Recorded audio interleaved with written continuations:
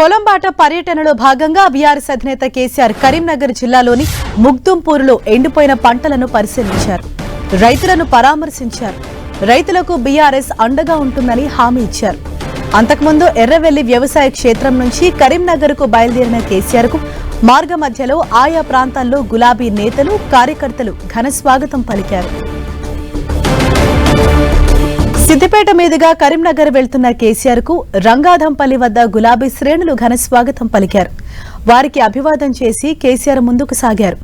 అనంతరం బెజ్జంకి వద్ద కరీంనగర్ పార్లమెంట్ అభ్యర్థి వినోద్ కుమార్, ఎమ్మెల్యే గంగుల కమలాకర్ స్వాగతం పలికారు. అక్కడి నుంచి భారీ కాన్వాయ్తో కేసీఆర్ కరీంనగర్ కు బయలుదేరారు. కరీంనగర్ కు చేరుకున్న కేసీఆర్ కు గులాబీ శ్రేణులు అడుగడుగునా ఘన స్వాగతం పలికారు. ఇక కాసేపట్లో రాజన్న సిరిసిల్లలోని బోయినపల్లికి కేసీఆర్ వెళ్లనున్నారు. అక్కడ నీరందక ఎండిపోయిన పంటలను పరిశీలిస్తారు. కాసేపట్లో శభాష్పల్లి దగ్గర మధ్యమానేరు జలాశయాన్ని సందర్శిస్తారు.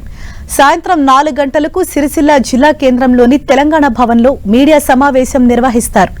సాయంత్రం 5 గంటలకు బయలుదేరి రాత్రి 7 గంటల వరకు మళ్లీ ఎర్రవెల్లిలోని వ్యవసాయ క్షేత్రానికి చేరుకోనున్నారు కేసీఆర్.